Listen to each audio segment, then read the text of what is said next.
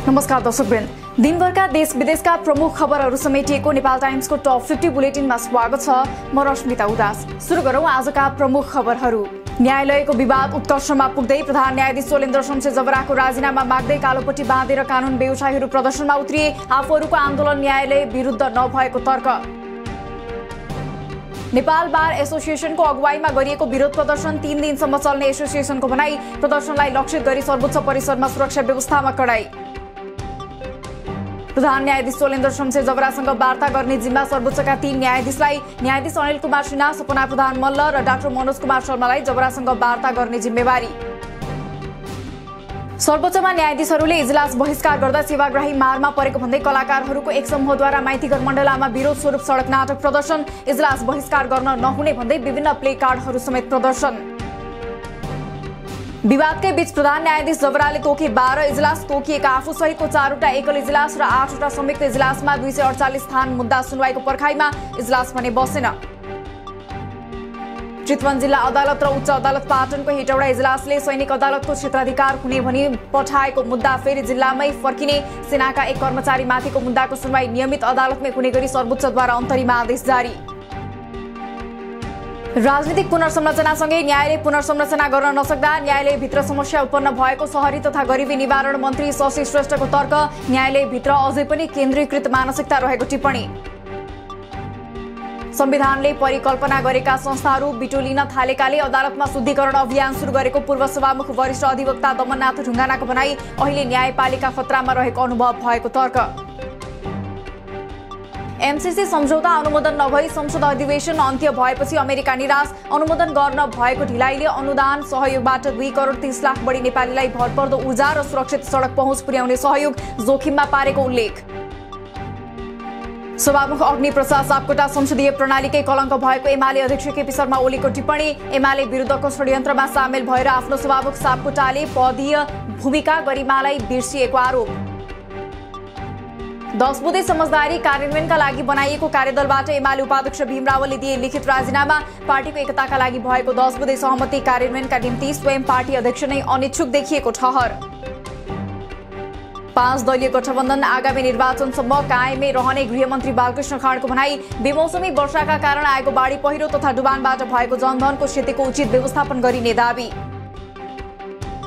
नेपाल भारत सम्बन्धलाई बलियो बनाउन कलाकारहरूको भूमिका महत्वपूर्ण रहेको लोकतान्त्रिक समाजवादी पार्टीका वरिष्ठ नेता राजेन्द्र महतोको भनाई। सीता बिना सम्पूर्ण रामायण नै अपुरो रहेको भन्दै रामायणले नेपाल भारतको सम्बन्धलाई जोड्न सेतुको काम गरेको उल्लेख। सुदूरपश्चिम प्रदेश सरकारको नेतृत्वमा नेकपा एकीकृत समाजवादीको दाबी। प्रदेशसभामा सबैभन्दा ठूलो दलको हैसियतले सरकारको नेतृत्व गर्ने विषयमा बैठकमा छलफल भएको प्रदेश कमिटिका सचिव दिनेश चन्द्र सुवेदीको भनाई। आउँदो फागुन 18 गते स्वतन्त्र विद्यार्थी युनियनको चुनाव गर्ने गरी कार्यतालिका ल्याउन त्रिभुवन विश्वविद्यालयलाई एमालेको विद्यार्थी संगठन अनेरा सोभियुको आग्रह। चिकित्सा शिक्षा आयोगले निर्धारण गरेको शुल्कभन्दा बढी शुल्क निर्धारण गरिएको भन्दै फिर्ता लिन माग। पेट्रोलियम पदार्थमा गरिएको मूल्य वृद्धिको निर्णय खारेज गर्न माग गर्दै नेकपा क्रान्तिकारी माओवादी निकट विद्यार्थी संगठन अखिल क्रान्तिकारीको विरोध प्रदर्शन। तत्काल निर्णय फिर्ता नलिए निगमका अधिकारीहरूलाई कालो मुसो दल्न पछि नपर्ने चेतावनी। आज 7,800 बढीमा गरिएको कोरोना परीक्षणमा थप 408 जनामा कोरोना संक्रमण पुष्टि। आजै 518 जना संक्रमण मुक्त भई डिस्चार्ज। आज थप 8 जना सहित हालसम्म कोरोना संक्रमणबाट 11,407 जनाले ज्यान गुमाए। हाल देशभर 9,376 जना सक्रिय संक्रमित। नेपालका लागि मालदिव सरकारले दिएको 2,01,600 डोज एस्ट्राजेनेका खोप आज नेपाल आइपुग्यो। कतार एयरवेजको नियमित उडानबाट खोप आइपुगेको स्वास्थ्य सेवा विभागको भनाई। ललितपुर महानगरपालिकामा ज्येष्ठ नागरिकलाई निमोनिया विरुद्धको खोप लगाउन सुरु। पहिलो चरणमा 74 वर्ष माथिका ज्येष्ठ नागरिकलाई खोप लगाइँदै दोस्रो चरणमा 70 देखि 73 वर्षकालाई दिइने खोप कार्यक्रम 17 गतेसम्म सञ्चालन हुने। आवश्यक सावधानी अपनाउन नसक्दा मौसमी फ्लूका बिरामी बढ्न थाले। गर्मी हटेर चिसो सुरु हुन थालेको यो बेलामा मौसमी फ्लूको जोखिम धेरै हुने भएकाले सावधानी अपनाउन डाक्टरहरूको सुझाव। डोटीको पश्चिमी क्षेत्रमा पर्ने आदर्श गाउँपालिकामा रहेका 33 विद्यालय अनिश्चितकालका लागि बन्द। गाउँपालिकाले विद्यालयका कर्मचारीको तलब वृद्धि गर्ने सरकारको निर्णय पालना नगरेको भन्दै कर्मचारीहरूद्वारा अनिश्चितकालीन बन्द। नियन्त्रण अनि निगरानीका लागि सीमा नाकामा सीसीटीभी जडान गर्ने गृह मन्त्रालयको तयारी। भारत र चीनको सीमाबाट अवैध रूपमा अवाञ्छित व्यक्तिहरू नेपाल प्रवेश गर्न थालेपछि सीमा क्षेत्रमा सीसीटीभी जडान गर्ने तयारी। बिरामी भैँसीको मासु खाँदा रूपन्देहीको सैनामैना देउवा पार गाउँका सबै बिरामी परे। कुकुरले टोकेर बिरामी परेको भैँसीको मासु खाएर बिरामी परेकाहरूमा रेबिस संक्रमणको त्रास। दैलेखमा बहुविवाह गर्नेको संख्या बढ्दै, बहुविवाहको विरुद्धमा उजुरी दिने पीडितहरू भने न्याय पाउनुको सट्टा असहाय बन्दै। कानूनले कडाई गरे पनि बहुविवाह नरोकिनु सामाजिक कुचलन प्रमुख कारण रहेको अधिकार कर्मीहरूको टिप्पणी। गुल्मीको मालिका गाउँपालिका घमेरका सबै घरमा बत्ती, खानेपानी र गाउँ नै खरको छानामुक्त भए पनि सिलादीका 14 परिवारको घर भने यी सबै सेवाबाट वञ्चित। आफूहरू बसोबास गरेको 2 दशक भइसक्दा पनि जग्गाको लाल पूर्जा नहुँदा सेवा सुविधाबाट वञ्चित हुनु परेको स्थानीयको गुनासो। जनकपुरका स्थानीय जनप्रतिनिधिहरूले मेयरको घर अघि फोहोर फाल्दै गरे विरोध प्रदर्शन। मेयर शाहलाई पटक पटक फोहोर व्यवस्थापनका लागि आग्रह गर्दा समेत कुनै चासो नदिएको आरोप। राष्ट्रिय जनगणनाको तयारी अन्तिम चरणमा। देशैभर खटिने कुल 39,000 गणकका लागि अन्तिम चरणको तालिम सुरु। देशभर जनगणना कार्तिक 25बाट मङ्सिर 9 सम्म हुने। एक परिवारको गणना गर्न 30 मिनेट। आज देशका उच्च पहाडी तथा हिमाली क्षेत्रमा हल्का हिमपातको सम्भावना रहेको मौसमविदहरूको भनाई। स्थानीय वायुको प्रभावले प्रदेश 1 बागमती र गण्डकी प्रदेशका 1 वा 2 ठाउँमा फाटाफुट्टा पानी पर्न सक्ने। विपदका कारण कार्तिक महिनामा मात्र 121 को मृत्यु भएको गृह मन्त्रालयको तथ्याङ्क। बाढी पहिरोमा परेर अहिलेसम्म 28 जना बेपत्ता तथा 44 घाइते हुँदा 179 घरमा क्षति। जलवायु परिवर्तन सम्बन्धी विश्व सम्मेलन COP26 आजदेखि स्कटल्यान्डको ग्लास्गोमा सुरु हुँदै। जलवायु परिवर्तनको असर न्यूनीकरणका ठोस निर्णय गर्ने महत्वपूर्ण सम्मेलनका रूपमा हेरिएको COP26 नोभेम्बर 12 सम्म चल्ने। जलवायु परिवर्तन सम्बन्धी अन्तर्राष्ट्रिय सम्मेलनमा नेपालले गरिब देशहरूलाई परेको हानि नोक्सानीको क्षतिपूर्ति दिनुपर्ने आवाज उठाउने। पग्लिरहेको हिमालका कारण नागरिकले भोग्नु परेको समस्या समाधानका लागि विश्व समुदायसँग सहकार्य गर्न आह्वान गर्ने। विदेशी लगानीकर्तालाई सुरक्षाको प्रत्याभूति दिन सरकार सधैँ तयार रहेको प्रधानमन्त्री शेरबहादुर देउवाको स्पष्टोक्ति। गैर-आवासीय नेपालीका लागि नेपाली नागरिकताको विषय नेपालको संविधानसँग जोडिएकाले अहिलेलाई त्यो सम्भव नरहेको दाबी।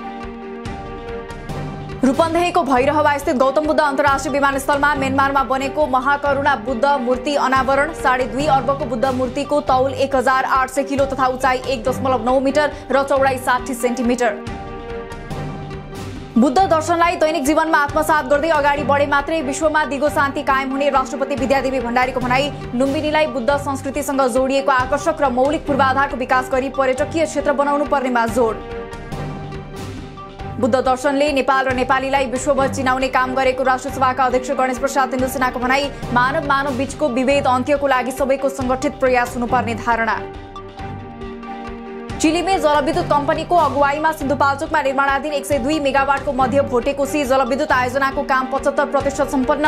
2079 पुस भित्र सक्ने लक्ष्य राखी आयोजनाको निर्माण धमाधम जारी। चीन जोड्ने 400 केबीको रातोमाटे रसुवागढी केरुङ प्रसारण लाइनको विस्तृत अध्ययनको काम अन्तिम चरणमा। चीनतर्फ 500 केबीको लाइन हुने। प्रसारण लाइन निर्माण सुरु भएको 6 वर्षभित्र निर्माण गरेर सञ्चालनमा ल्याउने योजना। जलवायु परिवर्तनको प्रत्यक्ष प्रभावका कारण यो वर्ष कृषि बाली लगाउने र भित्र्याउने अनुकूलता नमिलेको विज्ञको भनाई। जलवायु परिवर्तनको असर र यसलाई न्यूनीकरण गर्न छुट्टै केन्द्रीय निकाय जरुरी रहेको विज्ञहरूको धारणा। सधैँ झै खेतमा पुगेर मार्सी धान भण्डारण गर्ने जुम्ला तिला गाउँपालिकाका स्थानीय किसान मुखको गाँस खोसिँदा निराश। पछिल्लो समय आएको बाढीले धान खेत बगर बनेपछि कमाई खाने आधार सकिएको किसानहरूको दुखेसो। वीरेन्द्रनगरमा रहेको खाद्य व्यवस्था लिमिटेडको प्रादेशिक गोदाममा रहेको बासमती चामललाई रिपोलिसिङ गरी पठाइएको भन्ने सूचना आएपछि बिक्री वितरणमा प्रतिबन्ध लगाइएको चामल खान योग्य रहेको पुष्टि। चामलमा कुनै कैफियत नरहेको खाद्य प्रविधि कार्यालयको दाबी। केराउ, मरिच र सुपारी आयातमा लाग्दै आएको प्रतिबन्ध हटाउने एकीकृत निर्देशन 24 घण्टा नबित्दै नेपाल राष्ट्र बैंकद्वारा खारेज। शुक्रबार जारी निर्देशन खारेज भएको केन्द्रीय बैंकका कार्यकारी निर्देशक रामु पौडेलको भनाई। हप्ताको पहिलो दिन आज सुनको भाउ तोलामा 300 रुपैयाँले घटेर तोलाको 91,700 कायम। चाँदी आज प्रति तोला 1240 रुपैयाँमा कारोबार। हप्ताको पहिलो दिन शेयर बजार परिसूचक नेप्से आज आइतबार 55 अङ्कभन्दा धेरैले बढेर 2837.36 बिन्दुमा पुग्यो। आजै 7 अर्ब 82 करोड 32 लाख रुपैयाँको शेयर कारोबार। अखिल नेपाल फुटबल संघ एन्फासँगको छलफलपछि 3 वर्ष सम्झौता गर्नेबारे सहमति भएसँगै प्रशिक्षक अब्दुल्ला अल्मुताइरी नेपाल आए। नेपाल फर्किन पाउँदा खुसी लागेको अल्मुताइरीको प्रतिक्रिया। व्यवसायको नाफामा कम्तीमा 15% कर लगाउने एउटा विश्वव्यापी सम्झौतालाई विश्वका प्रमुख अर्थतन्त्र रहेका देशद्वारा अनुमोदन। अमेरिकाले प्रस्ताव गरेको कर सम्बन्धी सम्झौता सन् 2023 देखि लागू हुने। इथियोपियाको टिग्रे क्षेत्रमा सक्रिय विद्रोही समूहले रणनीतिक महत्व बोकेको अमाहारा क्षेत्रस्थित डेस्सी शहर कब्जा गर्यो। डेस्सी शहर अझै पनि सेनाको नियन्त्रणमा रहेको भन्दै विद्रोहीको दाबीको सरकारी प्रवक्ताद्वारा भने खण्डन। रोममा आयोजित G20 शिखर सम्मेलनमा आफ्नो कोभिड खोपले बेइमानीपूर्ण प्रतिस्पर्धाका अन्तर्राष्ट्रिय मान्यता नपाएको भन्दै रुसको गुनासो। स्पुत्निकका कारण पुरुषमा HIV संक्रमण बढ्न सक्ने दक्षिण अफ्रिकाको दाबीको पुटिनद्वारा खण्डन। तालिबान सर्वोच्च नेता हैबतुल्लाह अखुन्जादा पहिलो पटक सार्वजनिक रूपमा देखा परे। अखुन्जादाले दारुल उलुम हकिमाह मदरसाको भ्रमण गर्दै आफ्ना लडाकु चेलाहरूसँग कुरा गरेको तालिबान अधिकारीहरूको भनाई। र विश्वकै ठूलो साउदी तेल कम्पनी अरामकोको पछिल्लो 3 महिनामा झण्डै 31 अर्ब अमेरिकी डलर आम्दानी। यो वर्षको तेस्रो त्रैमासिकमा अरामकोको आम्दानी 158% ले बढ्यो। अन्तर्राष्ट्रिय बजारमा कच्चा तेलको कारोबार प्रति ब्यारेल 83 भन्दा बढी। दिनभरका देश विदेशका प्रमुख खबरहरू समेटिएको नेपाल टाइम्सको टप 50 बुलेटिन अहिलेलाई सकियो। हामी भोलि फेरि टप 50 समाचारका साथ उपस्थित हुने नै छौं। नेपाल टाइम्सको युट्युब च्यानल सब्स्क्राइब गरिदिनु भएकोमा र फेसबुक पेज लाइक गरिदिनु भएकोमा धन्यवाद। ताजा खबरहरू नेपाल टाइम्सको अनलाइन पोर्टल www.nepaltimes.net मा पनि गएर हेर्न सक्नुहुनेछ। नेपाल टाइम्स हेर्दै गर्नुहोला। नमस्कार।